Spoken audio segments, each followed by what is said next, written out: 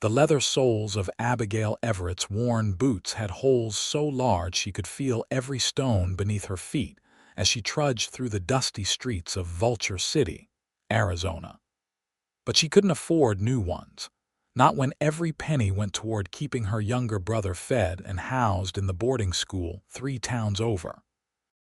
The September sun beat down mercilessly on the small mining town in 1883, turning the air thick and heavy as Abigail wiped sweat from her brow with the back of her hand. She had exactly 30 minutes between finishing her morning shift at the laundry house and starting her afternoon work at the general store, and her stomach cramped with hunger she had learned to ignore. The biscuit she'd eaten yesterday morning felt like a distant memory, but Tommy needed his education more than she needed regular meals. Abigail ducked into the narrow alley behind the saloon, taking the shortcut toward Main Street. At 22 years old, she had been supporting herself and her 15-year-old brother for 3 years now, ever since their parents had died in a wagon accident on the trail from Texas. The money from selling their few possessions had paid for 6 months of Tommy's schooling, and Abigail had been scrambling to keep him there ever since. The laundry work paid $3 a week for back-breaking labor over steaming washtubs that left her hands red and raw. The general store gave her another $2 for stocking shelves and sweeping floors every afternoon. Her evening job serving drinks at the Silver Moon Saloon brought in the most at $4 weekly, but the late hours meant she rarely slept more than 4 hours a night. $9 a week should have been enough for a single woman to live on with a little left over, but Tommy's boarding school cost $7 monthly. Her room in the boarding house was $6, and food prices in the mining town were inflated beyond reason. After everything, she had maybe 50 cents left each week, never enough to save, never enough to buy necessities when her clothes wore through or her boots developed holes. She was starving, exhausted, and desperate, but she kept moving because stopping meant failing Tommy, and that was not an option. The general store was blessedly cooler than the sun-baked street, and Mr. Peterson nodded to her as she tied on her apron. "Delivery came in late, Miss Everett.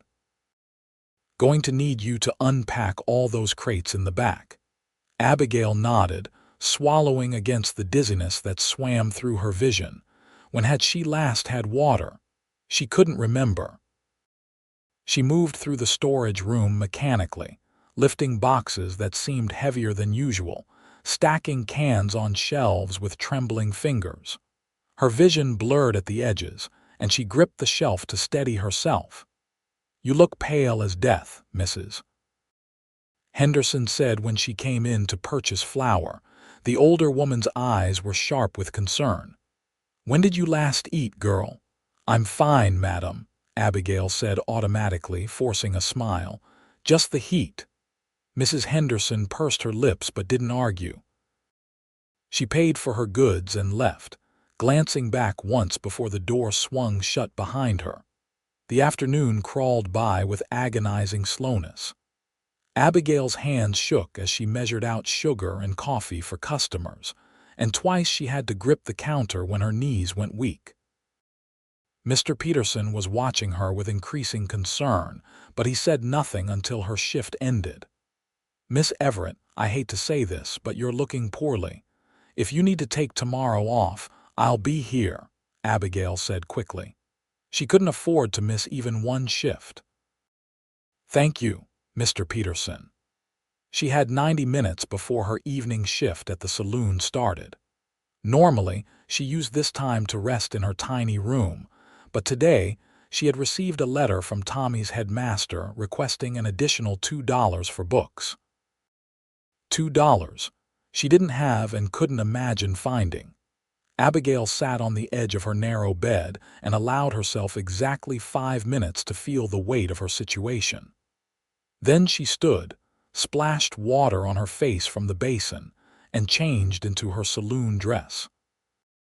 The blue cotton was faded and had been mended in several places, but it was clean and modest enough that the saloon owner, Mr. Garrett, didn't complain. The silver moon was already filling with miners fresh off their shifts, loud and boisterous as they called for whiskey and beer. Abigail moved between the tables with practiced efficiency, taking orders, delivering drinks, and dodging wandering hands with skill born of 3 years' experience. The noise pressed against her skull, making her headache worse, but she smiled and kept moving. She was delivering a bottle to a corner table when her vision went gray at the edges. She stumbled, caught herself on the back of a chair, and took a deep breath. Not here. She couldn't collapse here in front of everyone. She just needed to make it through the shift, just a few more hours. "You all right there, miss?"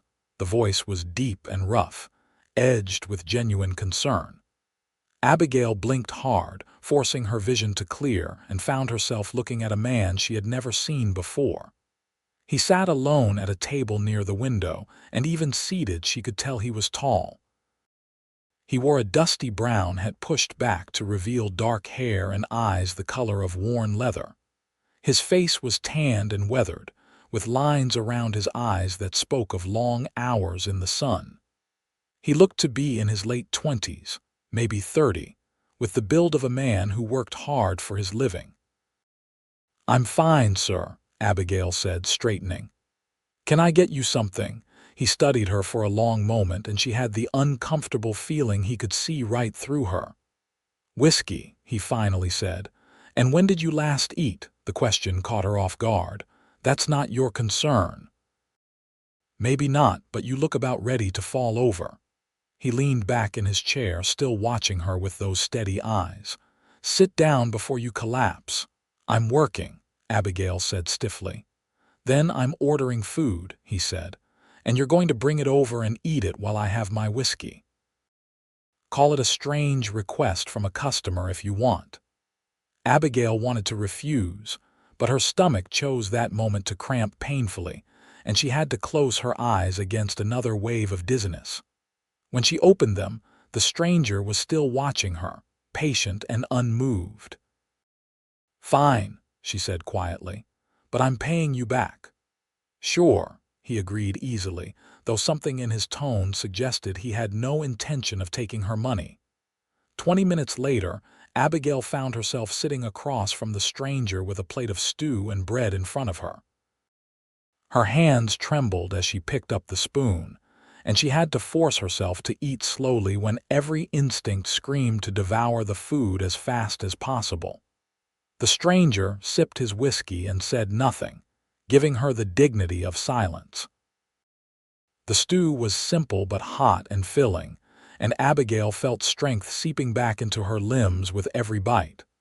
When she finally set down her spoon, having cleaned the plate completely, she looked up to find the stranger still watching her.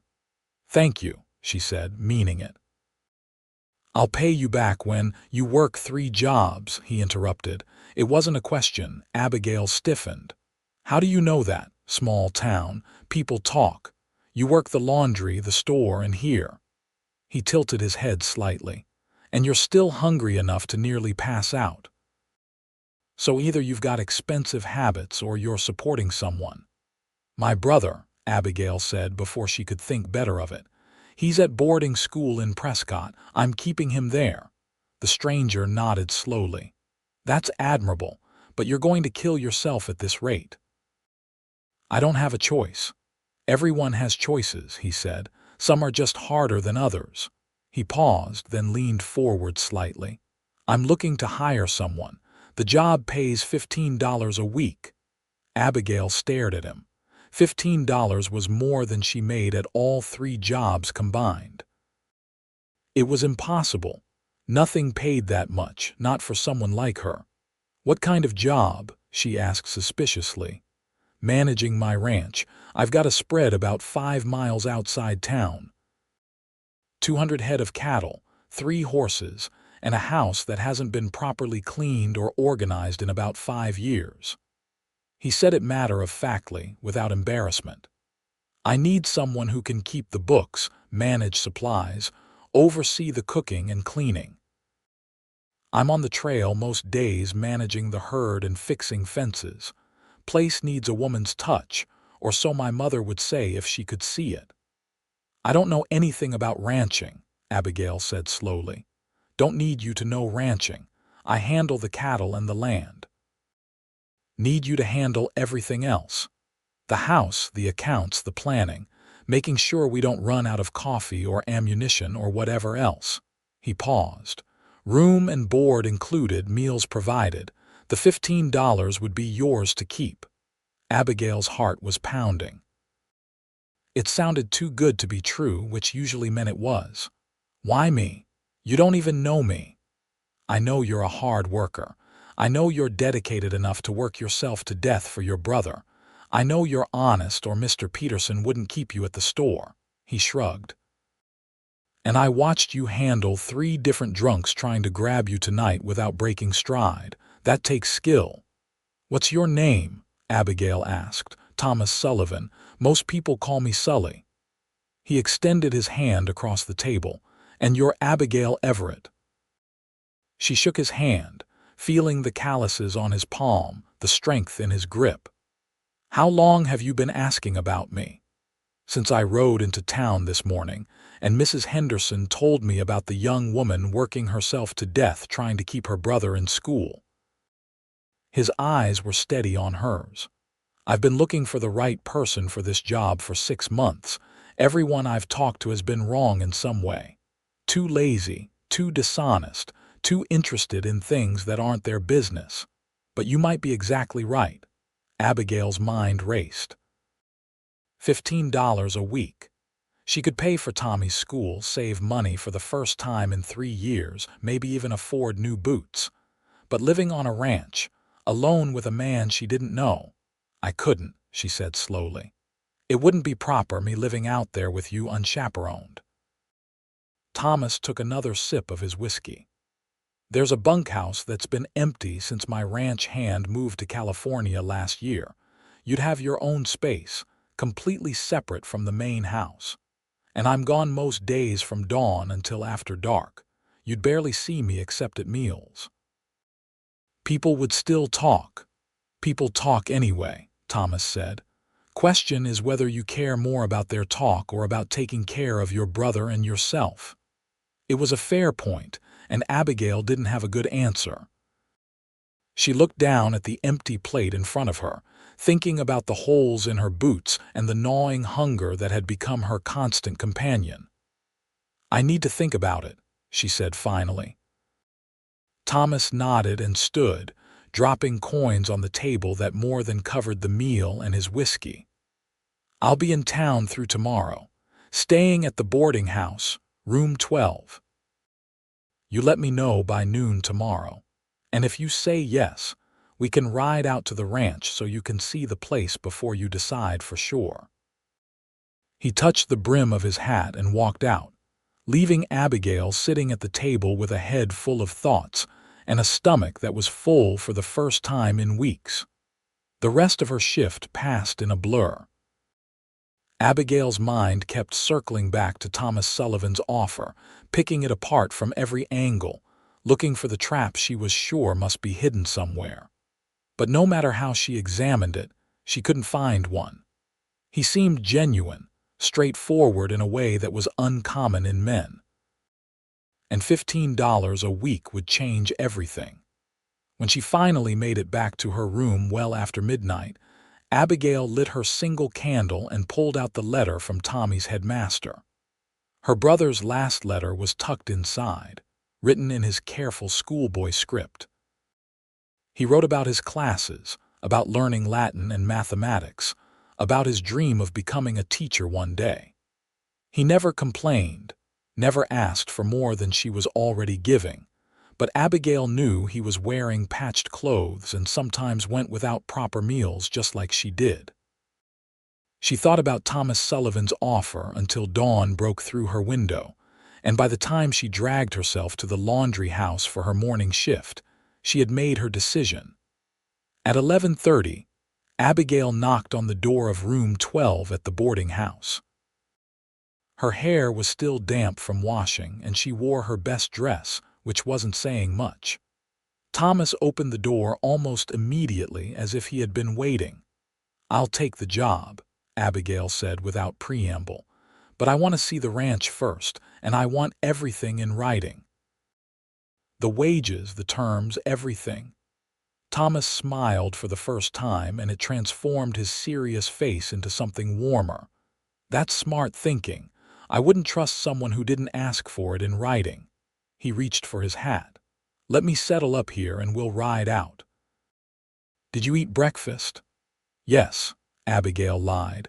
Thomas gave her a look that suggested he didn't believe her, but he didn't argue. "We'll pack some supplies before we head out. It's about an hour's ride." They stopped at the general store, where Mr. Peterson looked surprised to see them together.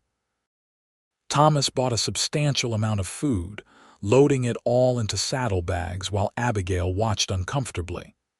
When he pulled out money to pay, Mr. Peterson cleared his throat. "Miss Everett, does this mean you'll be leaving your position here?" Abigail hadn't thought that far ahead. She looked at Thomas, who nodded slightly. "Yes, sir. I'm sorry for the short notice, but I've accepted a position managing Mr. Sullivan's ranch." Mr. Peterson's eyebrows rose, but he nodded slowly. "Well, you've been a good worker, Miss Everett. I wish you the best." He lowered his voice. "And I hope you know what you're doing." "So do I," Abigail admitted. The horses were kept at the livery, and Thomas led out a tall bay gelding for himself and a smaller chestnut mare for Abigail. She was grateful she'd learned to ride as a child in Texas, though it had been years since she'd been on a horse. The mare was gentle and patient, sensing Abigail's nervousness. They rode out of Vulture City, heading northwest, following a trail that cut through desert scrub and scattered mesquite trees. The September heat was intense, but Thomas set a steady pace and stopped twice to let the horses rest and offer Abigail water from his canteen. She drank gratefully, studying him when she thought he wasn't looking. He sat his horse like he'd been born in the saddle, relaxed and confident. He wore working clothes, plain cotton shirt and worn denim pants, with a gun belt that looked well used but not ostentatious. Everything about him suggested a man who worked hard and didn't waste time on frivolous things. Abigail found that reassuring, though she wasn't quite ready to let her guard down completely. "How long have you had the ranch?" she asked as they rode. "5 years. Bought it with money I saved working trail drives and cow camps since I was 16. He glanced at her. "Started with 50 head and built it up to 200. It's not a huge operation, but it's mine and it turns a decent profit." "Where are you from originally?" "Missouri. Family farm, 6 brothers and sisters. I was the middle child, so staying meant never having my own place." He said it without bitterness, just stating facts. "Headed west when I was 15, been here ever since." "You miss them?" "Sometimes, but this is home now." He pointed ahead. "There. That's the ranch." Abigail looked where he indicated and saw a cluster of buildings nestled in a shallow valley. There was a main house, simple but well built, with a covered porch running along the front. Behind it stood a barn, a corral, and what must be the bunkhouse Thomas had mentioned. Beyond that, she could see cattle grazing in the distance, dark shapes against the brown grass. As they rode closer, Abigail could see the ranch was well maintained on the outside. The fences were sturdy, the barn in good repair. But when Thomas dismounted and helped her down, then led her into the main house, she understood what he had meant about needing help. The house was clean enough, in the sense that there wasn't rotting food or excessive dirt, but it was clearly the domain of a man living alone with no time for niceties. Papers were stacked haphazardly on every surface, dishes piled in the sink, clothes draped over chairs. The floor needed sweeping, the windows washing, and Abigail could see dust thick on the shelves. It wasn't terrible, just neglected.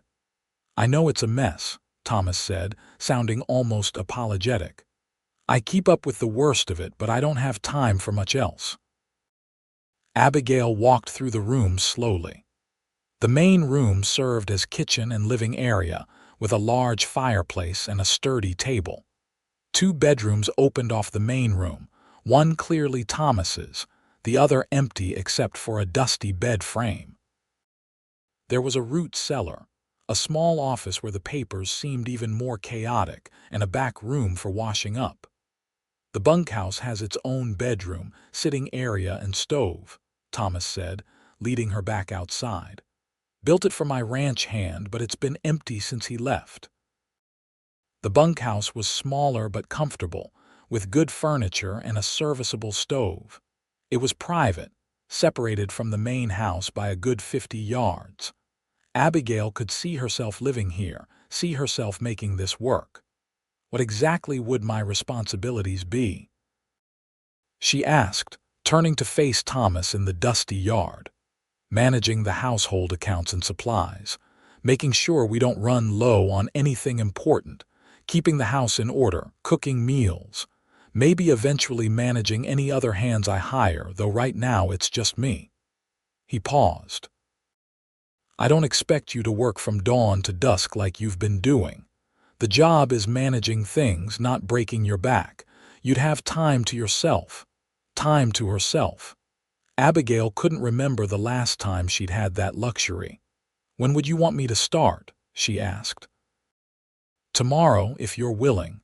I know that's fast, but I've got a drive coming up in 2 weeks and I need to get things organized before then." He reached into his pocket and pulled out a folded paper. "I wrote up the terms like you asked. $15 weekly, paid every Friday.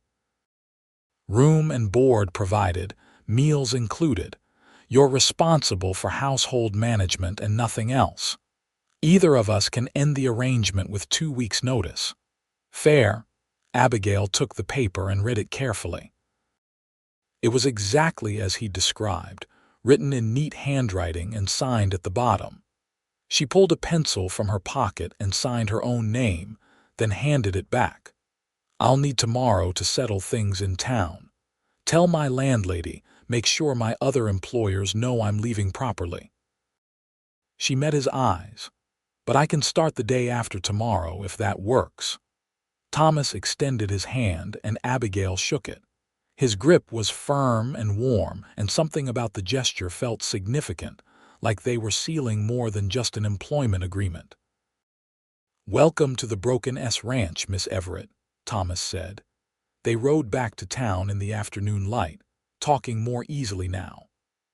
Thomas told her about the ranch, about his plans to expand the herd, about the challenges of managing cattle in Arizona's harsh climate. Abigail found herself relaxing, asking questions, even laughing at his dry observations about some of the other ranchers in the area. When they reached Vulture City, Thomas helped her down from the mare and looked at her seriously. "Miss Everett, I want you to know I'll be respectful of your position and your reputation. You don't have anything to worry about from me." "Thank you," Abigail said, and found she believed him. "I'll see you day after tomorrow, Mr. Sullivan." "Sully," he corrected. "Everyone calls me Sully."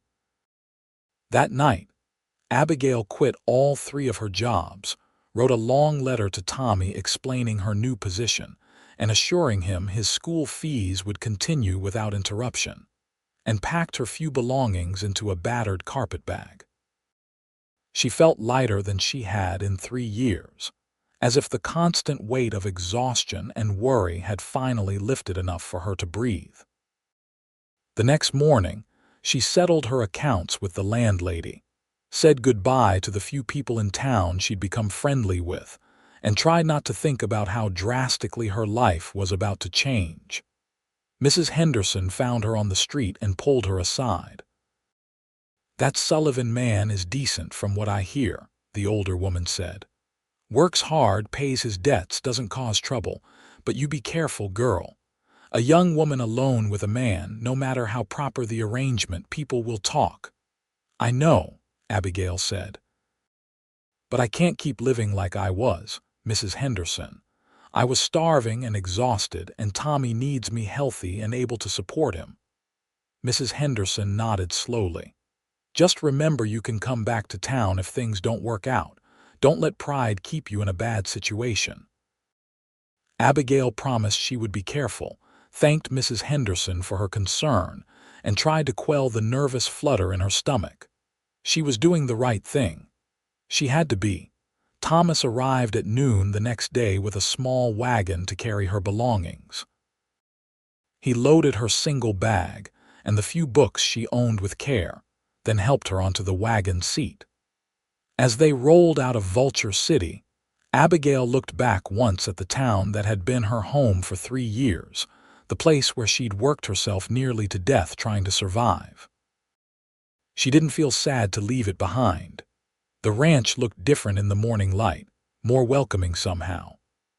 Thomas helped her settle into the bunkhouse, carrying in supplies he'd purchased including fresh linens, lamp oil, and enough firewood to last through the winter months still far off. "Take today to get settled," he said from the doorway. "Tomorrow we'll go over the account books and I'll show you where everything is. But today, just rest. Rest." Abigail almost didn't know what to do with the concept.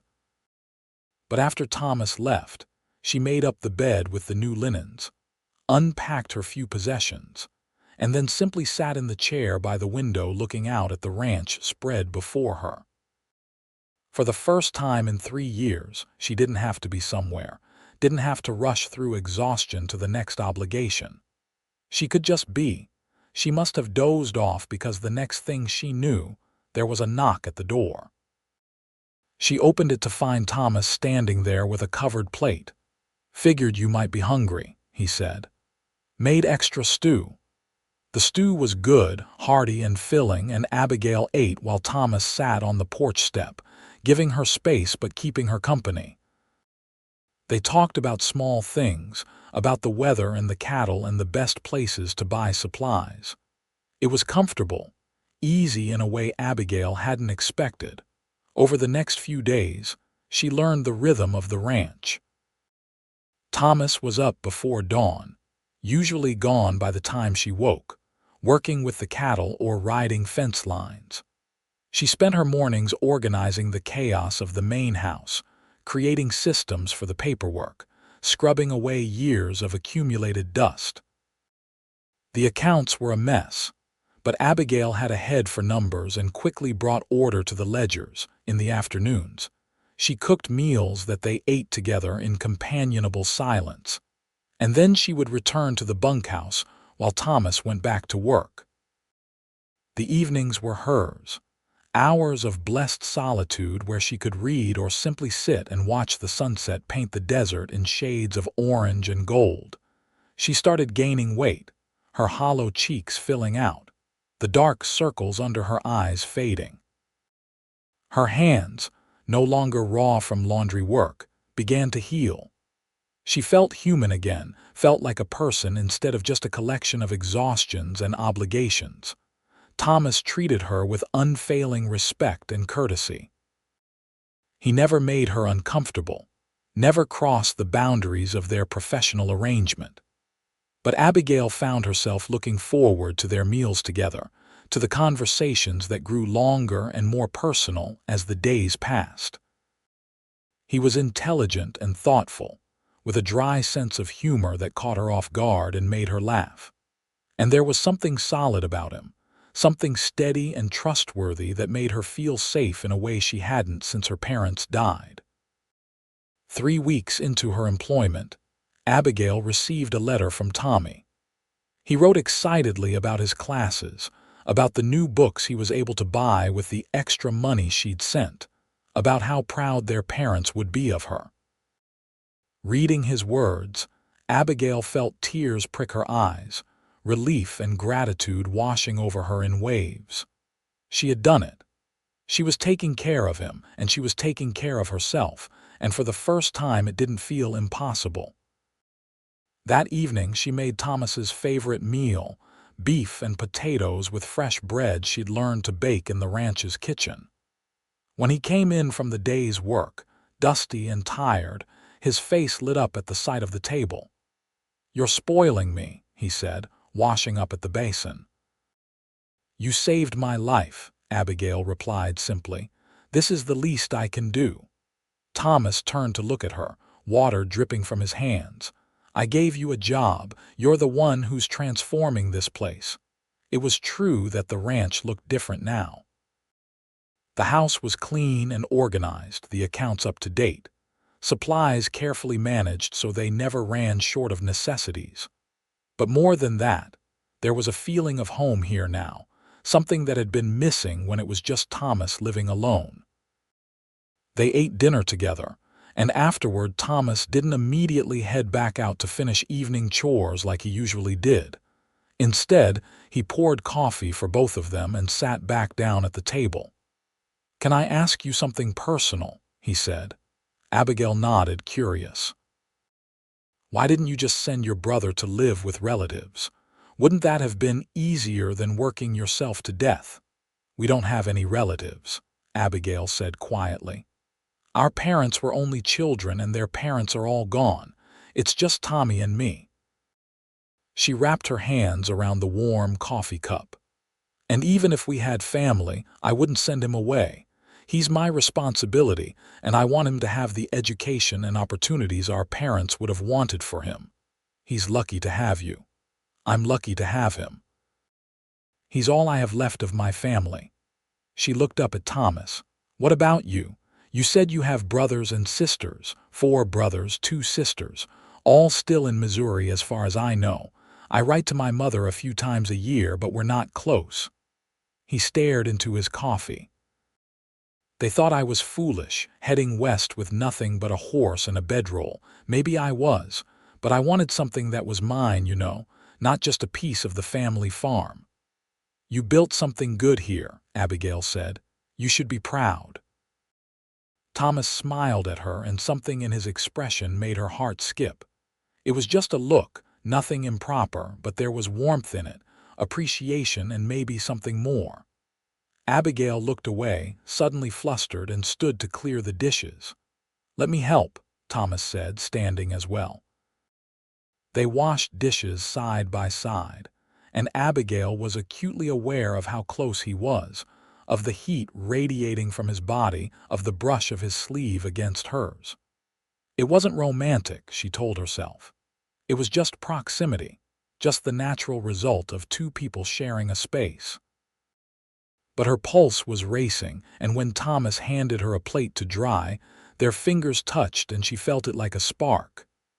"Abigail," Thomas said softly, and it was the first time he'd used her first name. "I want you to know I think you're remarkable." She looked up at him, at his serious face and gentle eyes, and something shifted between them. The air felt charged, heavy with possibility, and Abigail knew they were standing at a crossroads. She could step back, keep things professional and distant, or she could step forward into unknown territory. "Thank you," she whispered, and she didn't step back. Thomas reached out slowly, giving her time to pull away, and tucked a strand of hair behind her ear. His hand lingered against her cheek, warm and rough with calluses, and Abigail found herself leaning into the touch. "I know I'm your employer," Thomas said quietly. "I know this complicates things, but I need you to know I care about you, Abigail, more than I should, probably." "I care about you too," Abigail admitted, the words tumbling out before she could stop them. "I've been trying not to, but I do." Thomas smiled, a real smile that crinkled the corners of his eyes. "That's good to know. Because I've been half in love with you since I watched you nearly collapse at the saloon and still refused to quit working." Abigail felt heat rise in her cheeks. "That's ridiculous. I was a mess." "You were brave," Thomas corrected. "You were doing whatever it took to take care of the person you loved, even if it killed you." How could I not admire that? He was still touching her face, his thumb now tracing along her jawline, and Abigail felt like she might melt from the tenderness of it. No one had touched her like this since her mother died, with such gentle care, and she hadn't realized how starved she'd been for human affection. "What do we do now?" she asked. "That's up to you," Thomas said. "We can keep things as they are, employer and employee, and I'll respect that completely. Or we can see where this goes, take our time, figure out together what this is between us." Abigail thought about it for all of 3 seconds. Life was too short and too hard to turn away from something good when it was offered. "I want to see where this goes." Thomas's smile widened, and he leaned down slowly, giving her every opportunity to change her mind. When his lips met hers, it was gentle and sweet, a kiss that promised patience and care.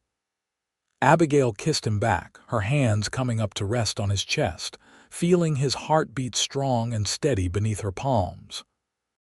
When they finally pulled apart, both breathing a little harder, Thomas rested his forehead against hers. "We'll take this slow, no rushing. I want to do right by you, Abigail." "I know you do," she said, and she did know it down to her bones. The next weeks passed in a golden haze. Thomas courted her properly, despite the fact that she lived on his ranch and saw him every day. He brought her wildflowers from the desert, stayed longer over dinner to talk and laugh, took her on rides through the ranch lands on Sunday afternoons. They held hands and stole kisses in the evening shadows, but Thomas never pushed for more, never made her feel like she owed him anything beyond what she was ready to give. Abigail bloomed under his attention and affection. She had always been pretty in a quiet way, but now happiness made her beautiful. Her eyes sparkled, her smile came easily, and she moved with a lightness that spoke of joy rather than exhaustion. The people in town noticed when they came in for supplies, Mrs. Henderson giving Abigail a knowing look and a nod of approval. In November, Tommy wrote saying his school would be closed for 2 weeks over Christmas and asking if he could come stay. Abigail was thrilled at the prospect of seeing her brother, but also nervous about introducing him to Thomas. What if Tommy didn't approve? What if he thought she was being foolish? Thomas eased her worries without her having to ask. "I'm looking forward to meeting him," he said when she showed him the letter. "Any brother of yours is welcome here for as long as he wants to stay." When Tommy arrived on the stagecoach in mid-December, Abigail barely recognized him. He'd grown several inches, filling out from the gangly boy she remembered into a young man with their father's build and their mother's eyes. He swept her into a hug that lifted her off her feet, and Abigail laughed and cried at the same time, holding tight to her baby brother. Thomas hung back, giving them their reunion, but Tommy spotted him immediately. "You must be Mr. Sullivan," he said, extending his hand with the formal politeness of a boy trying to be grown up. "Thank you for taking such good care of my sister." "Call me Sully," Thomas said, shaking Tommy's hand. "And your sister takes care of herself just fine. But it's my pleasure to have her here." Over the next 2 weeks, Abigail watched Thomas and Tommy become friends. Thomas taught Tommy to rope and ride better, took him out to check the cattle, and answered endless questions about ranch life with patience and good humor. Tommy followed Thomas around like a puppy, clearly hero-worshipping the man who had saved his sister and given them both a chance at a better life. On Christmas Eve, the 3 of them sat around the fireplace in the main house, drinking hot cider and exchanging simple gifts. Abigail had knitted scarves for both of them. Tommy gave her a book he'd saved up to buy, and Thomas presented them each with new boots, sturdy and well-made.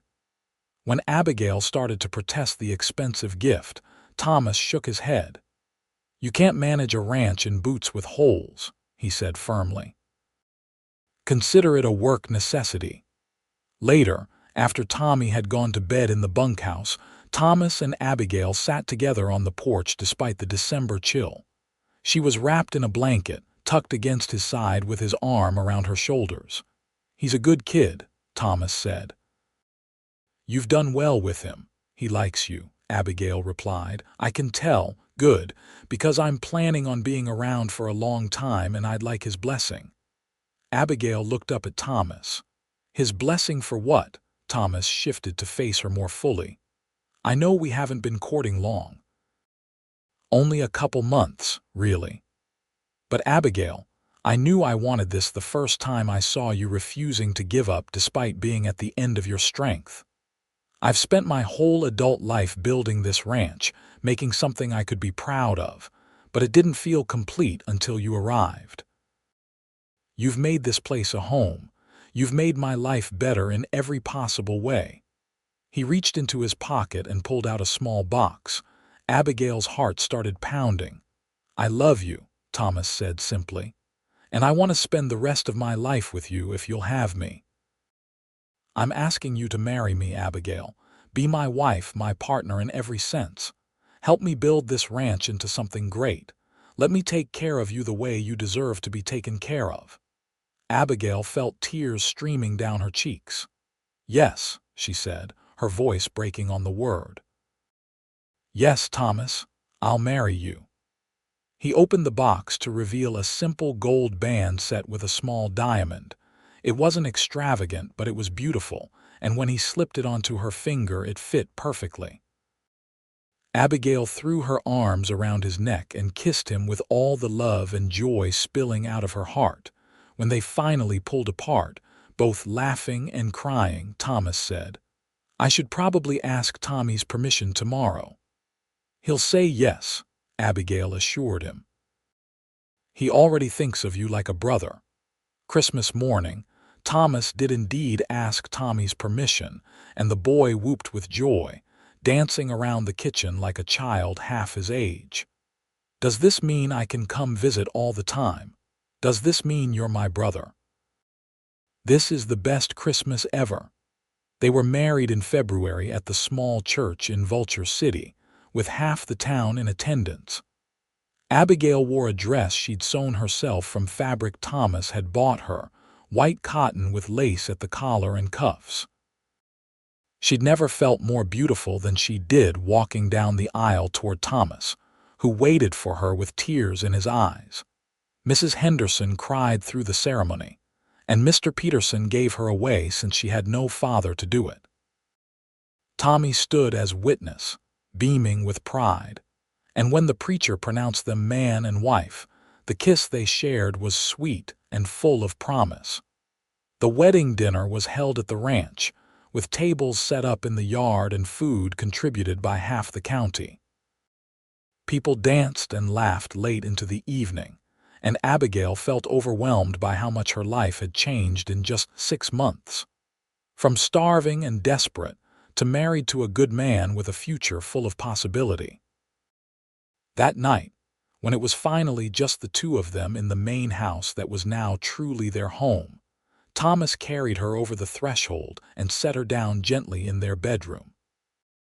He was patient and tender, taking his time to show her with his body what he'd already told her with words, that she was loved, cherished, precious beyond measure.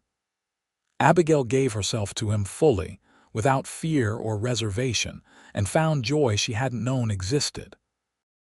Life settled into a new rhythm after the wedding. Abigail continued managing the household and the books, but now there was a new dimension to everything. This was her home, her ranch, her life she was building alongside the man she loved. Thomas continued working the land and cattle, but now he came home to a wife who greeted him with kisses, who listened to his plans and offered her own ideas, who shared his bed and his dreams. In April, Abigail missed her monthly courses and realized with wonder that she was pregnant. She told Thomas over dinner, watching his face transform from confusion to understanding to absolute joy. He picked her up and spun her around, laughing like a boy, then set her down carefully as if she might break. "A baby," he kept saying. "We're having a baby. Are you happy?" Abigail asked, though she could see that he was. "Happy doesn't even begin to cover it," Thomas said, pulling her close. You've given me everything, Abigail. A home, a family, a reason to build something that matters. I'm the luckiest man in Arizona." The pregnancy was easy enough, though the summer heat made her uncomfortable. Thomas fussed over her constantly, insisting she rest more, hiring a young man from town to help with the heavy ranch work so he could spend more time at the house. Abigail found his concern both touching and slightly annoying, but she let him hover because she knew it made him feel better. Tommy came to visit in July and was thrilled at the prospect of becoming an uncle. He'd grown even more, now nearly as tall as Thomas, and he talked about finishing school and maybe becoming a teacher like he'd always dreamed. Abigail could see her parents in him, in his kindness and his curiosity, and she was grateful beyond words that she'd been able to keep him on the path toward a good future. In late November, as the Arizona winter began to cool the desert air, Abigail went into labor. Thomas rode for the midwife in town, then paced the house like a caged animal while the woman attended his wife. When the baby's cry finally split the air, Thomas burst into the bedroom to find Abigail exhausted but smiling, holding a tiny bundle. "A boy," she said softly. "We have a son." Thomas sank to his knees beside the bed, staring at the infant with wonder. The baby had dark hair like his father and delicate features that might favor either parent. Tiny fingers wrapped around Thomas's calloused thumb, and Abigail watched her husband fall in love for the second time in his life. "What should we name him?" Thomas asked, not taking his eyes off his son.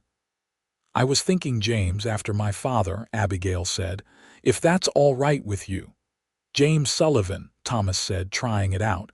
"I like it. James Sullivan, welcome to the world." They fell into the exhausting chaos of new parenthood together. Thomas proved to be surprisingly good with the baby, patient with night wakings, and always ready to help. He built a cradle with his own hands, carved with careful detail, and rocked his son to sleep singing cowboy songs in his rough voice.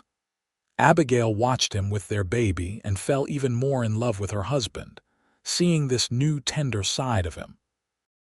This was a man who had been alone for so long, who had worked and struggled to build something of his own, and now he poured all that dedication and determination into being a good father. The ranch continued to prosper. Word spread about the quality of the Broken S cattle, and Thomas was able to expand the herd and purchase more grazing land. Abigail managed the growing accounts with skill, making smart decisions about investments and improvements. They hired 2 full-time ranch hands to help with the increased workload, and the operation became one of the most successful in the county. Tommy finished school and took a teaching position in Prescott, visiting the ranch often and absolutely doting on his nephew. He brought books for little James even though the baby was far too young for them, and he talked about the future in ways that made Abigail's heart sing with pride. When James was 2 years old, Abigail discovered she was pregnant again. This time the pregnancy was harder, the summer heat more oppressive, and she spent the last months grateful for the help of the ranch hands' wives who had become her friends. Thomas hovered even more than before, to the point where Abigail had to order him out of the house sometimes just to get a moment's peace. In August, she delivered twin girls, identical in every way. Thomas stood in the bedroom doorway staring at his 3 children, daughters in matching cradles and a toddler son clutching his leg, looking pole-axed. "Twins," he said faintly. "We have twins." "We do," Abigail agreed, laughing at his expression. "What do you think about that?" "I think I'm outnumbered," Thomas said, but he was smiling as he came to kiss each tiny daughter's head. "I think I'm the luckiest man who ever lived." They named the girls Rose and Lily, after the wildflowers Thomas had brought Abigail during their courtship. The babies were healthy and loud, keeping the entire household awake with their coordinated crying. James was fascinated by his new sisters, always trying to help and occasionally trying to feed them inappropriate items like rocks or bits of food from his own plate. Life was full and chaotic and utterly wonderful. The ranch continued to grow, becoming one of the most respected operations in the territory. Thomas took on larger contracts, sold cattle to military forts and Indian agencies, and built a reputation for fair dealing and quality stock. Abigail managed it all behind the scenes, her sharp mind and organizational skills turning potential chaos into smooth operations. On quiet evenings, when the children were finally asleep, and the ranch was peaceful under the vast Arizona sky, Thomas and Abigail would sit together on the porch and marvel at how far they'd come. From that night in the saloon when she'd been literally starving to this life of abundance and love seemed like a journey that should have taken decades, not just a few short years. "You ever regret it?" Thomas asked one such evening. "Leaving town, coming out here with a stranger?" "Never," Abigail said without hesitation. "You saved my life, Thomas, not just by offering me work, but by seeing me when I was at my lowest and still thinking I was worth something." "You were always worth something," Thomas said. "I just helped you see it." He pulled her close, and they sat in comfortable silence, watching the sun paint the desert gold and orange. The sounds of the ranch drifted around them, cattle lowing in the distance, horses shifting in the barn, the quiet murmur of the ranch hands finishing evening chores. "I love you," Abigail said quietly. "Thank you for everything you've given me." "Thank you for making my life complete," Thomas replied, kissing the top of her head. "I was just surviving before you, now I'm living." The years continued to pass in a parade of seasons and milestones. James grew tall and serious, showing an early aptitude for horses and ranching that made his father's chest puff with pride. The twins were mischievous and wild, constantly getting into trouble and then charming their way out of it with identical dimpled smiles. Thomas built an addition onto the house to accommodate the growing family, and Abigail filled the rooms with laughter and love. When James was 8 and the twins were 6, Tommy married a nice young woman he'd met teaching in Prescott. The wedding was held at the ranch, and Abigail cried watching her baby brother pledge his life to someone else, grateful that he'd found the same kind of love and partnership she had with Thomas. More children came. Another son named Daniel when the twins were 4, and finally a daughter named Sarah when Abigail was 32. Thomas joked that they were building their own ranch crew, but his eyes were soft when he looked at their crowded dinner table, at the family they'd created together. The ranch hands became extended family, staying on for years and bringing their own families to live in cabins Thomas built on the property. The Broken S became a real community, a place where people took care of each other and worked together toward common goals. Abigail never forgot what it felt like to be hungry and desperate. She made sure the ranch families were well fed and paid fairly. When times were hard in Vulture City, she organized relief efforts, feeding families who were struggling the way she once had. Thomas supported her fully in these endeavors, understanding that generosity born from hardship was the most genuine kind. On their 10th wedding anniversary, Thomas took Abigail to Prescott for a weekend, leaving the children with Tommy and his wife. It was the first time they'd been alone together in years, and they spent the days walking through the territorial capital and the nights rediscovering each other in a hotel room that felt luxurious after years of ranch life. "You ever miss teaching?" Thomas asked as they sat in a restaurant, something they'd never had the luxury of doing in Vulture City. "I never taught," Abigail said, confused. "No, but you're smart enough to. You could have done anything if circumstances had been different. Abigail considered this. Maybe. But I don't feel like I missed out on anything, Thomas. The life we've built together is more than I ever dreamed possible. I'm happy. Truly happy. Good, Thomas said, reaching across the table to take her hand. Because you deserve happiness, Abigail. You deserve everything good this life can offer. They returned to the ranch rejuvenated, ready to dive back into the beautiful chaos of their family. The children had survived their absence, though Tommy looked exhausted and his wife was laughing at him. James had apparently started a mud fight that had somehow involved the twins covering the dog in flour, while Daniel had discovered he could climb onto the roof of the chicken coop. Baby Sarah had been an angel, naturally. The ranch continued to prosper through the 1890s. Arizona became a state. New railways brought better access to markets, and the Broken S grew into one of the most successful ranches in the territory. Thomas took on a foreman to help manage the daily operations, giving him more time with his family. He taught his sons to ride and rope, sat through elaborate tea parties hosted by his daughters, and loved every minute of his loud, chaotic family life. Abigail became known throughout the county as a woman of intelligence and compassion. Other ranchers' wives sought her advice on household management and finances.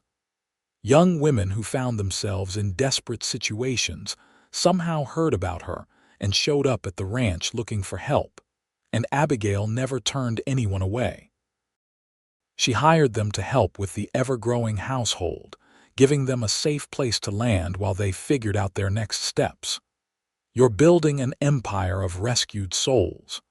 Thomas teased one evening after Abigail had hired yet another young woman running from a bad situation. Someone gave me a chance when I needed one, Abigail said simply. I'm just passing it forward. Thomas kissed her forehead. This is why I love you, that big heart that won't let anyone suffer if you can help it.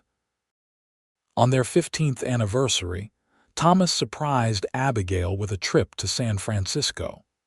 They left the older children in charge of the younger ones, with the ranch foreman keeping an eye on everything, and took the train west to see the ocean. Abigail had never seen anything like the Pacific, vast and blue and endless. She stood on the beach with salt spray in her hair and tears in her eyes, overwhelmed by the beauty of it. Thomas stood behind her with his arms wrapped around her waist, his chin resting on her shoulder. Worth the trip? He asked. Worth everything, Abigail replied. Thank you for showing me the world, Thomas. I'd give you the world if I could, he said seriously.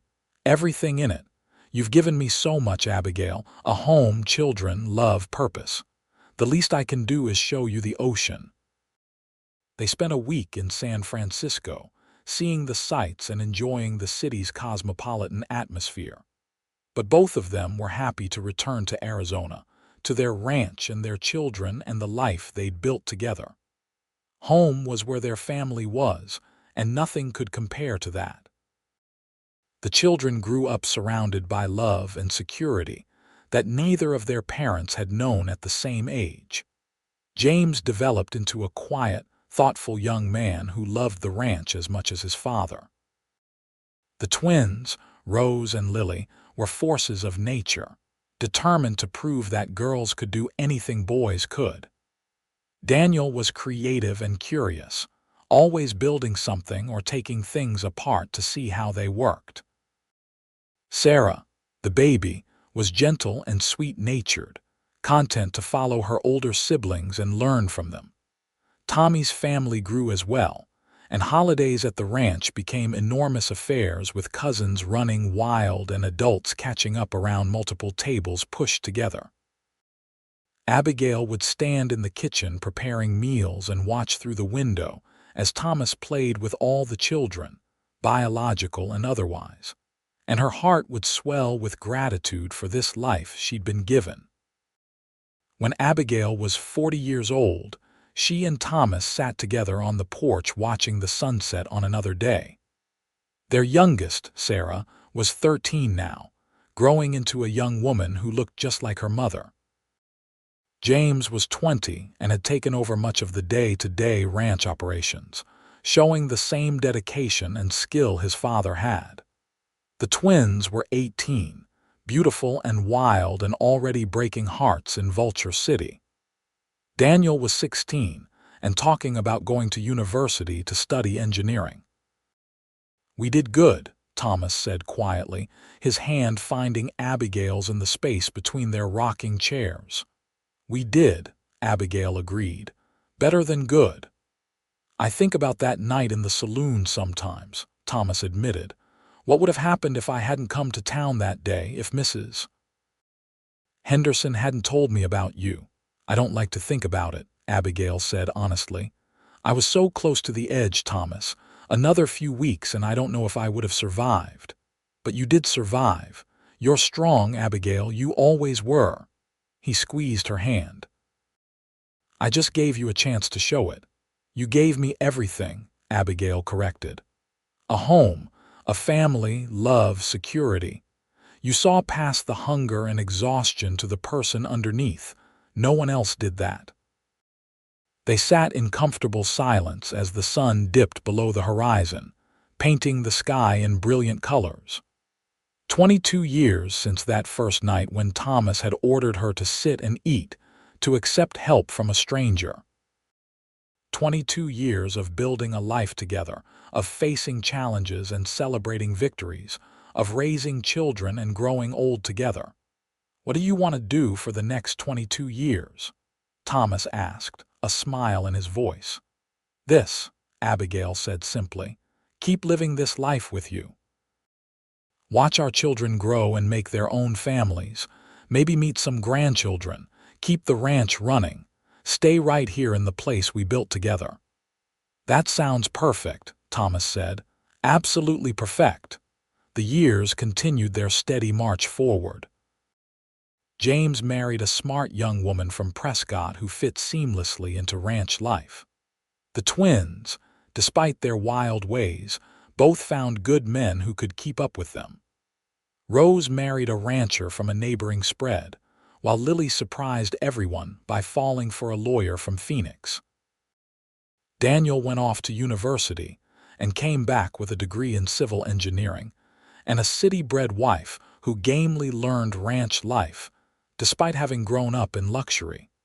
Sarah, their baby, was the last to leave home, marrying at 23 to a young man who worked at the bank in Vulture City. Abigail cried at all the weddings, happy tears for the lives her children were building, but also bittersweet tears for the end of an era, when it was just her and Thomas again in the big house that had been built for a large family. Abigail felt a momentary pang of loss.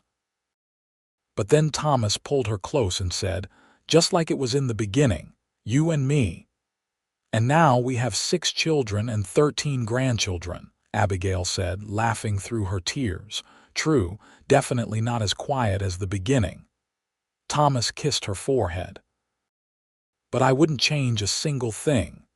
The grandchildren descended on the ranch regularly, filling it once more with noise and chaos. Thomas taught them to ride just like he'd taught their parents, patient and encouraging. Abigail baked cookies and told stories, her lap always available for whoever needed comfort or attention. One evening, when Abigail was 55 and Thomas 58, they sat on their familiar porch watching yet another sunset. Thomas's hair was almost completely gray now, and Abigail had laugh lines around her eyes and silver threading through her brown hair. They had grown old together, exactly as they'd promised. "You remember what you said to me that first night?" Abigail asked suddenly. "When you offered me the job, I said a lot of things that night," Thomas replied. "Which part?" "You said everyone has choices. Some are just harder than others." Abigail turned to look at him. "Choosing to trust you was the easiest choice I ever made, even though it should have been terrifying." Something in me just knew you were safe. I'm glad you took the chance, Thomas said, his voice thick with emotion. I'm glad you trusted me with your life because you gave me mine in return. I was just existing before you, going through the motions. You made everything matter. They kissed in the fading light, still in love after 33 years of marriage, still finding joy in each other's presence.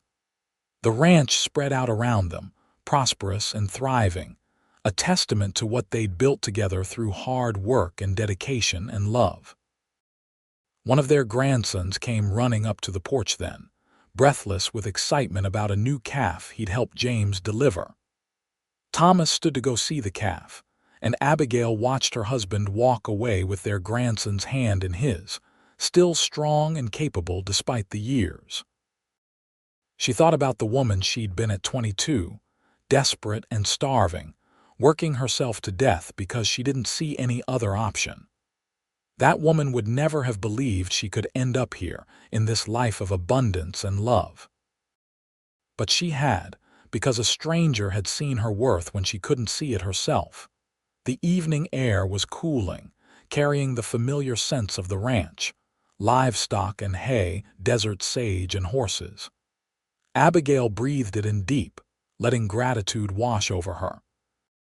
She had been given so much, and she had tried to spend every day earning it, not through work but through living fully and loving completely. Thomas returned from the barn with their grandson, both of them talking excitedly about the calf and ranch matters. The boy eventually ran off to find his cousins, and Thomas reclaimed his seat beside Abigail. "So what's next for us?" he asked, echoing a question he'd asked years ago. "We've raised our children, built the ranch, seen the world a little. What's left?" "Everything," Abigail said, taking his hand. "Growing old together, spoiling our grandchildren, watching the ranch continue to the next generation. There's always something left when you're together, Thomas." "You're right," he agreed. "As long as we're together, there's always something to look forward to." They sat together as true darkness fell and the stars came out, brilliant in the clear Arizona sky. Somewhere in the distance, cattle lowed and horses whinnied. Inside the house, lamps were lit against the darkness. The ranch, their home, the life they'd built together, surrounded them with its familiar comfort. Abigail thought about the long road from that night in the saloon to this moment on the porch. Every hardship, every joy, every challenge overcome and victory celebrated had led her here. She had been saved by a cowboy who offered her triple what she was making, but the real gift hadn't been the money. It had been the chance to discover who she could be when she wasn't drowning in desperation. It had been the opportunity to build a life with a good man who saw her as a partner and equal. It had been the family they'd created together, the legacy they were leaving behind. "Thank you," Abigail said softly, squeezing Thomas's hand. "For what?" he asked, though his eyes were knowing. "For everything. For seeing me. For saving me. For loving me." She smiled at him through tears. "For giving me this beautiful life." "Thank you for saying yes," Thomas replied. "For taking a chance on a lonely cowboy with a messy house and big dreams. For making those dreams reality. For being my partner in everything." They kissed again, softly, sweetly, with the tenderness of long familiarity. Two people who had found each other when both needed it most, who had built something beautiful from desperate beginnings, who had loved each other through decades and challenges and joys. The ranch would continue after them, passed down to their children and grandchildren. The broken S would stand as a testament to what two people could build together when they combined hard work with love, dedication with compassion. But more than the physical ranch, they were leaving behind a legacy of family, of love that had started with an act of kindness and grown into something magnificent. Years later, when Abigail was 70 and Thomas was 73, they still sat on that porch together every evening, watching sunsets they never tired of seeing. Their children were grown with grandchildren of their own now. The ranch was in its third generation of Sullivans, thriving under James's careful management. Thomas's joints ached more than they used to, and Abigail's hands had arthritis that made fine work difficult. But they were together, still holding hands in the rocking chairs that had become permanent fixtures on the porch, still finding joy in each other's company. On a warm October evening, surrounded by 3 generations of the family they'd built together, Abigail and Thomas celebrated their 50th wedding anniversary. The entire ranch was decorated, tables laden with food, and what seemed like half of Arizona had turned up to celebrate with them. Speeches were made, toasts offered, and through it all, Abigail kept looking at Thomas in wonder. 50 years. Half a century since he'd walked into the Silver Moon Saloon and changed her life forever. When the party finally wound down and it was just family remaining, their children insisted on hearing the story again. How had they met? How had they fallen in love? Thomas looked at Abigail, and she nodded for him to tell it. He'd always been better at storytelling.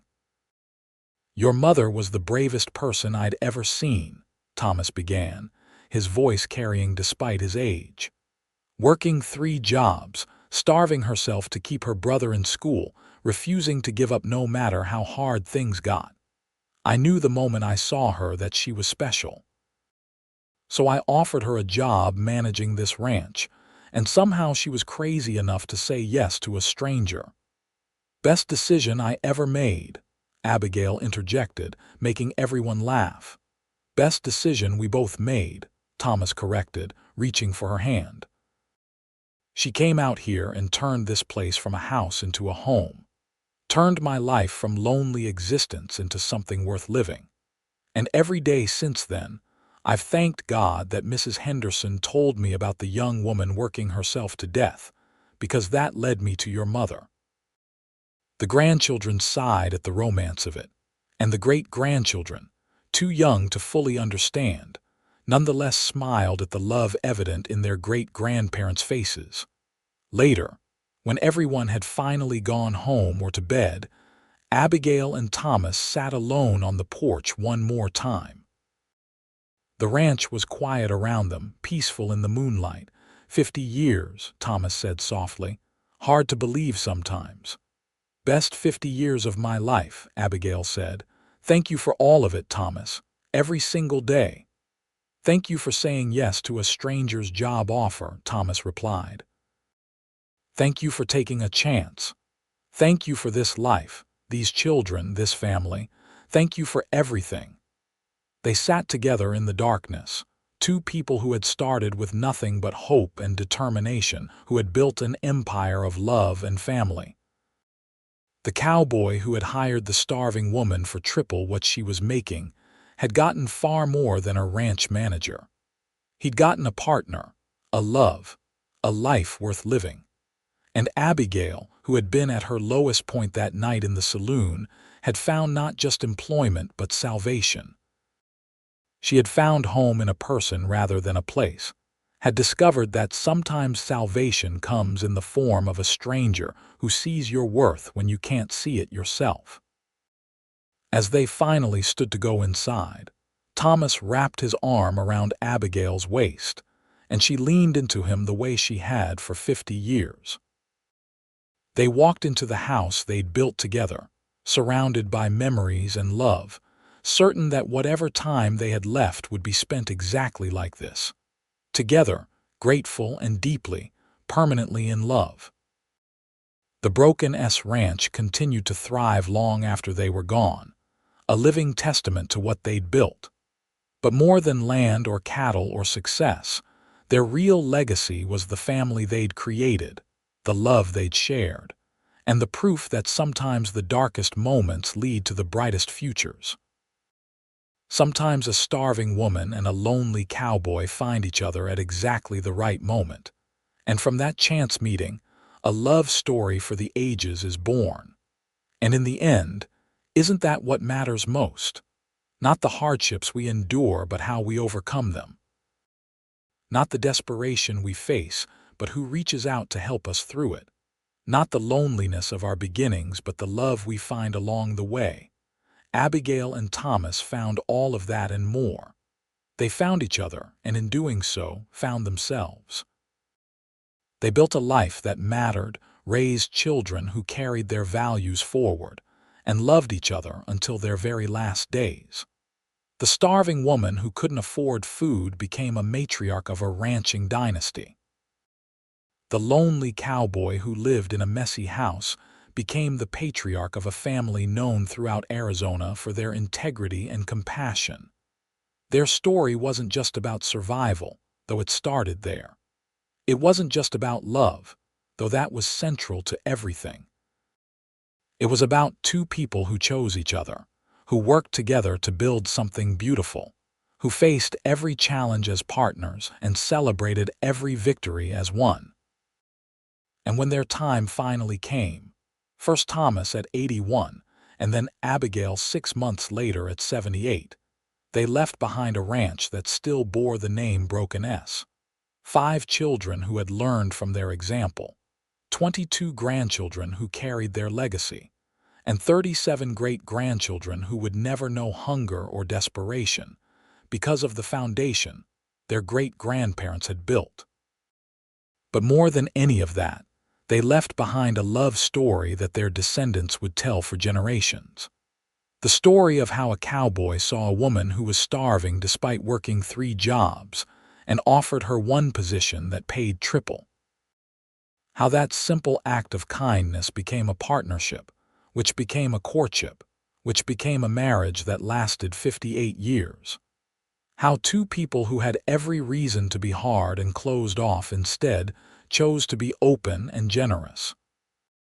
How they built not just a successful ranch, but a family defined by love and compassion. Their graves sat on a hill overlooking the ranch, 2 headstones side by side, just like they'd spent their lives. And on quiet evenings, if you stood near them, you could almost hear the echo of their conversations, the sound of their laughter, the rustle of them holding hands while watching another Arizona sunset paint the sky in colors that never got old. The Broken S thrived into the 20th century and beyond, but it all started with a simple act of kindness. A stranger who saw someone struggling and decided to help. A woman who was brave enough to trust that help when it was offered. And from those humble beginnings, a legacy that would outlive them both by generations. That was the real story. Not just surviving, but thriving. Not just loving, but building a life together that mattered. Not just existing, but creating something beautiful from desperate circumstances. 2 souls who found each other at exactly the right moment and decided to walk through life together, hand in hand, for better or worse, richer or poorer, in sickness and health, until death parted them.